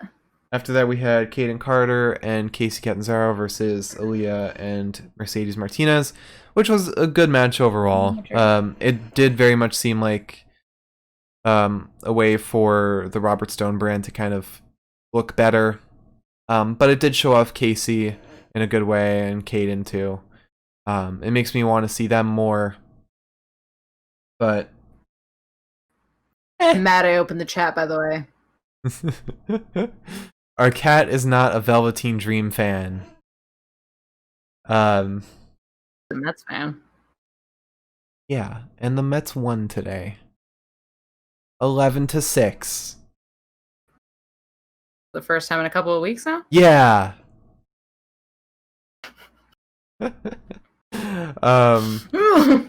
Yoinks! But then after that, we had the triple threat between Kushida, Cameron, and Velveteen Dream. I mean, as a match overall, it wasn't great. You don't speak for the cat. I'm sorry. Continue. The match overall was alright. I mean, nobody looked amazing in the match. Cameron was kind of the only one who showed any kind of story development at all. Kushida was kind of just there. Velveteen was there. He made out with the belt a little bit. And he spent most of the time on the sidelines. I didn't want the belt after that.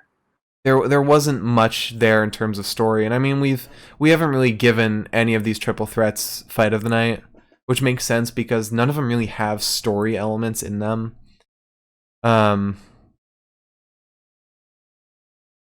But yeah, I'm not gonna give it to the triple threat. Even though Cameron Grimes looked great, Kushida looked alright. Instead, and you are 100% going to disagree with me on this. 100%. Yeah, probably. I feel like I am. I'm going to give it to Tyler Breeze versus Santos Escobar. Look, it had good wrestling. It had a story added into it, which is something a lot of these fights have been missing. It had an ending that leads into next week. And I mean, it had Tyler Breeze looking good, which is something we haven't seen in a while. I'm glad Splooch is on my side.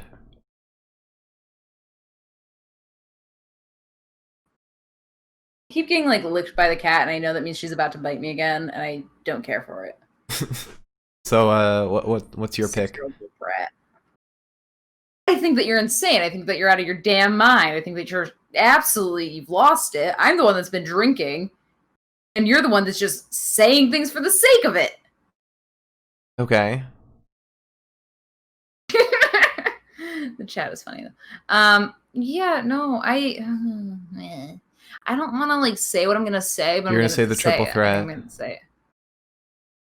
Even you're willing to give this triple threat fight of the night when we haven't give any of the other triple threats, the ones with Johnny Gargano, Finn Balor, Roddy. We haven't given any of those fight of the night. If you want me to use my memory to look back on why I did not choose what I've chosen, you're mistaken. We didn't choose them because they had no story elements in them. It was all just wrestling for the sake of wrestling.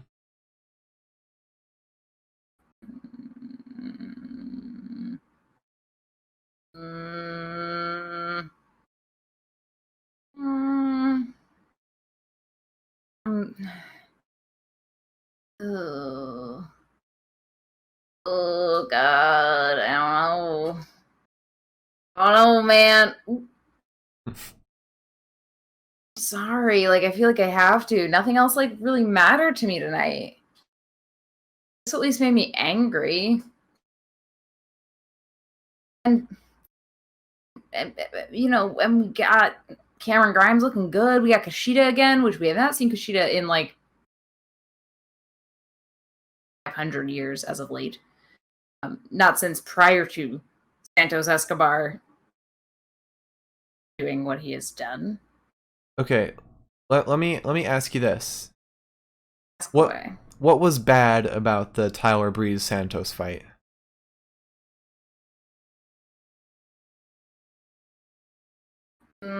That in theory, the Tyler Breeze Fandango storyline that they set up last week kind of came to a no-win conclusion because now they need someone else to help them. They came to help Drake, and they got attacked. But Someone else is coming to help them. In theory, they're not getting a leg up on Santos at any point. They're just evening it out. Yeah, but like this is how it constantly goes. We also saw Tyler Breeze fighting off Wild and what's the other one?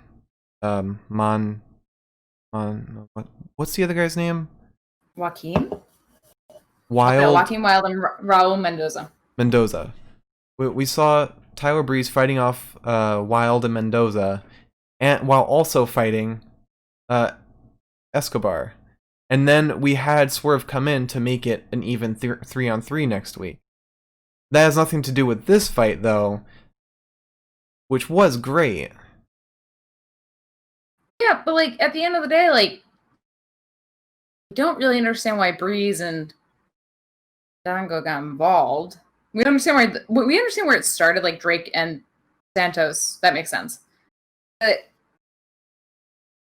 Breeze and Fandango just kind of stuck their heads in, and then they got screwed over. And now that they've been screwed over, they're getting Swerve in, which ultimately, you know, when Swerve ends up fighting Santos, fine. That has reason to be fight of the night, but it feels like when you're reading a book and there's 2 chapters that like make no sense to the rest of the plot. You're like, oh, you didn't have to do this. You could have just brought this character in 2 chapters earlier, and we would have been fine. Whereas with like with the triple threat, at least it's pushing Cameron Grimes in a way that like he's been moving towards for a while. It kind of gives validation to his like rantings and ravings, if you will.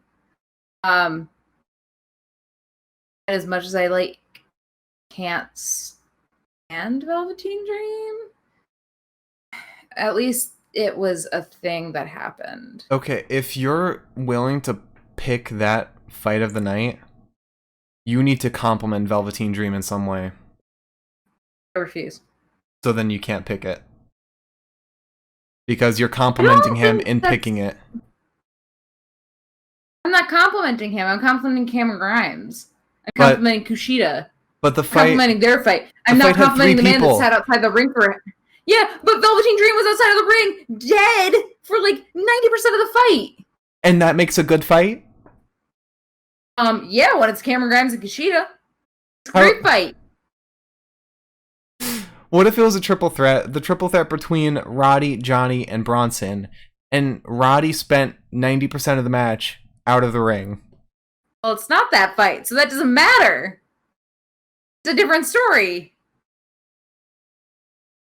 Okay. Kushida looked great. Cameron looked great. I really enjoyed it, and I really enjoyed part of it. So, since we don't agree, we'll leave it to the audience to vote between these two, whether you think it should be Tyler Breeze versus Santos Escobar, the correct choice, or the triple threat match between Kushida, Cameron Grimes, and Velveteen Dream. What do you guys think? So Mike's vote is for triple threat because Gemini stick together, baby. They also stick with Velveteen Dream. Hey. To be fair, Mike did vote for Velveteen Dream here, so I can't quite go along with it, but still, it's the vibe. Vibe is what counts. All right, we've got one vote for the triple threat. Don't worry about anyone else voting. It's fine. We got what we need.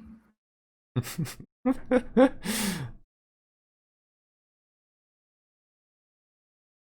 gonna keep talking while you figure this out. I guess everyone's gone silent in this last moment. No one else wants to...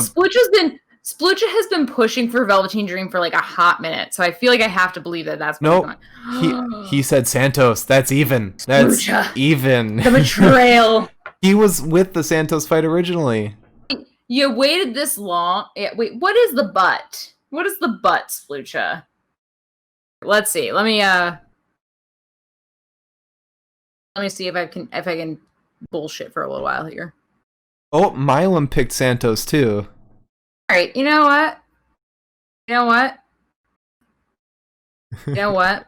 What? Fine. Milam liked your tweet about Velveteen Dream more than he liked mine, apparently, because he liked it on Twitter.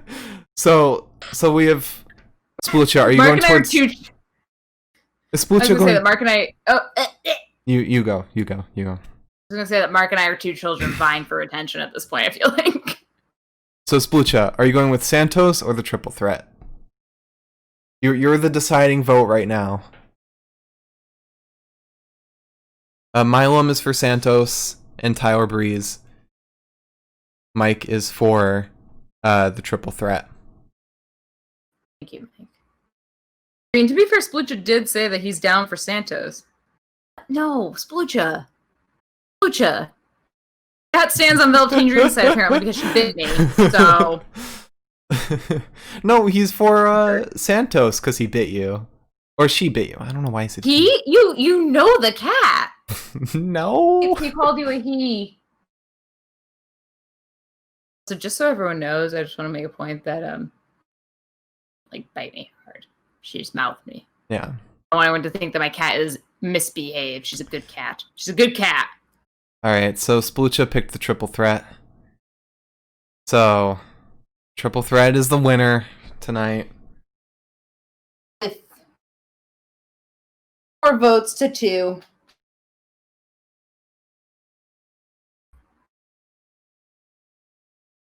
Because Pepita has chosen as well. Sadly, she has chosen the most chaotic choice, but she's chosen my choice as well. I just hope you know that by picking Velveteen Dream, his fight tonight, you are complimenting him. You are giving him a win.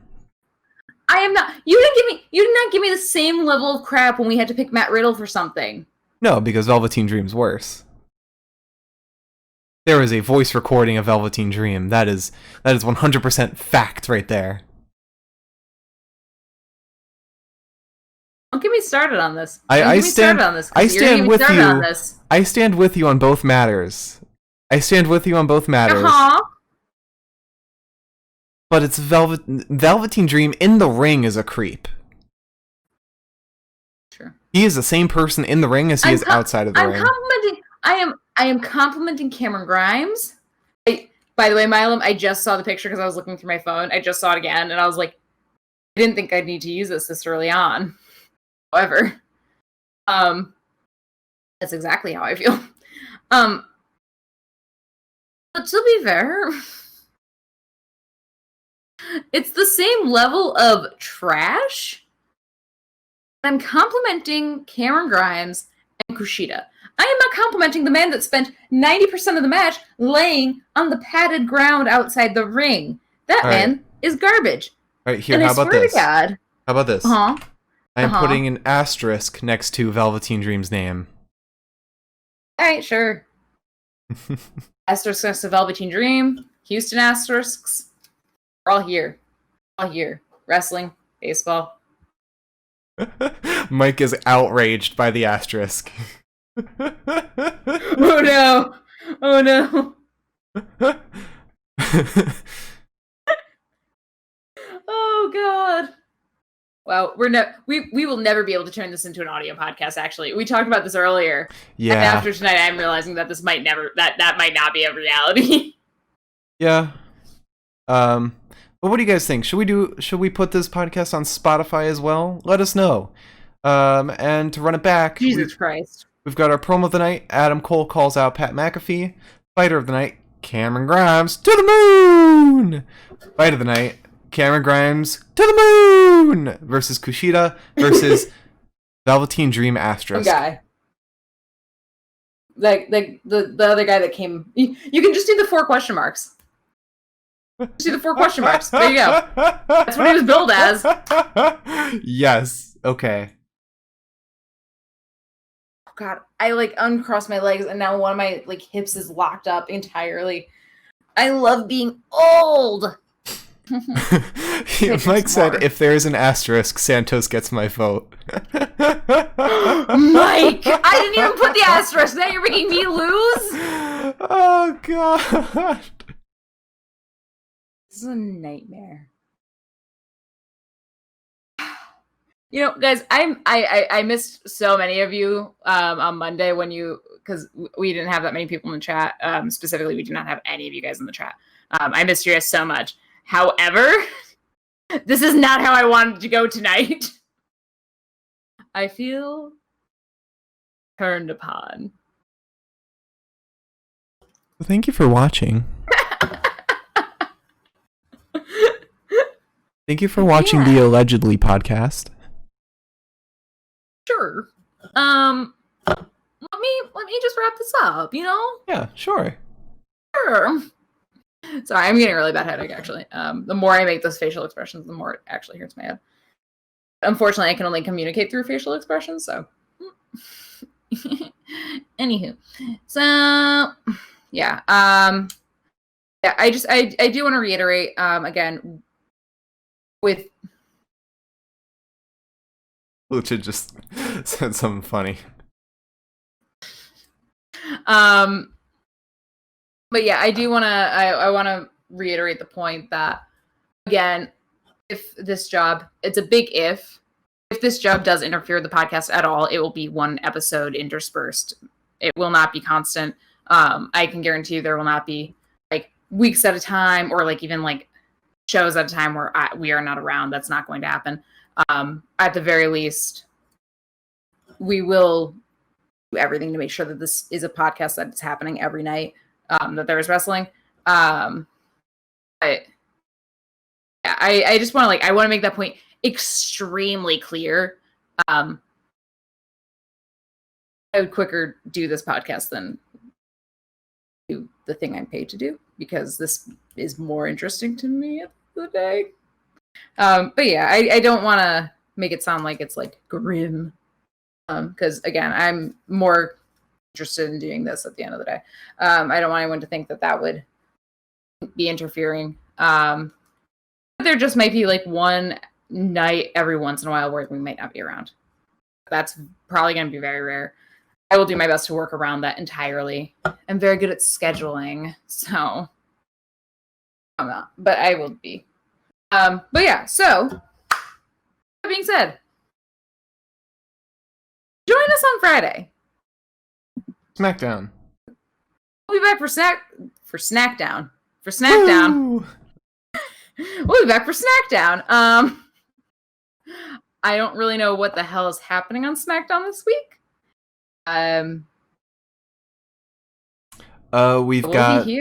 We've got the triple brand match happening. Oh yeah. Yeah, that's happening. I wonder when we're gonna actually find out what the hell is going on with that.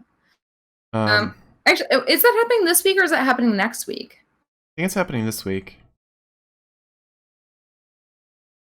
Anyways, but yeah, we will be back Friday. We will be for SmackDown. We'll hopefully have alcohol that does not give me a headache. We won't have Velveteen Dream, so that's a start. You want me to close it out? Oh yeah, you got things to say, don't you? Yes, I do. So if you enjoyed the Pinfall podcast, please hit that follow button. You'll be in tune not like with that. Whenever we go live, and hit that little bell so you can get emails too and notifications whenever we go live. And if you want to follow us on Twitter, where we also post whenever we go live, we are at the Pinfall Cast. Remove the pod, and that's our Twitter.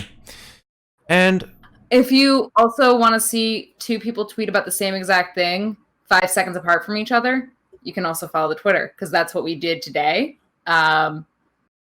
And that's probably what we will continue to do, because we can't stop each other.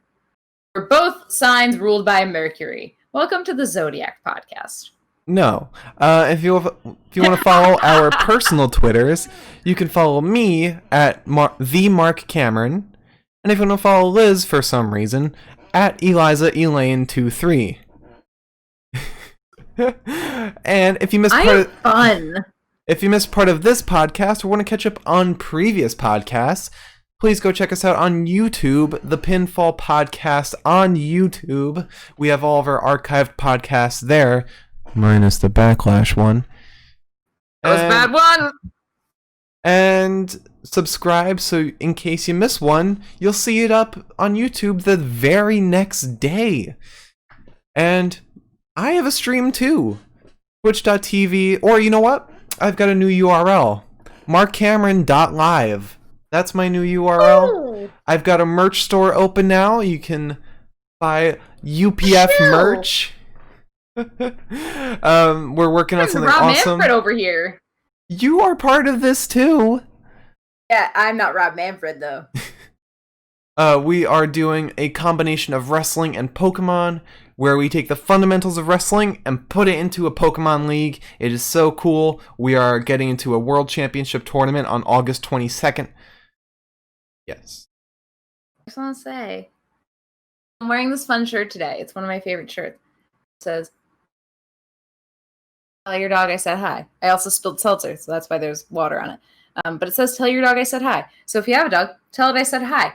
If you don't, that's cool. I'm going to be visiting my dog at home in a couple of days. So if you follow my Twitter, you'll get to see a stupid fried chicken poodle. Yes, that's what I'm here for, though, Mike. I'm here to stop him on a roll. So go check out markcameron.live. I might go live on Friday, depending, because I'm supposed to return to work.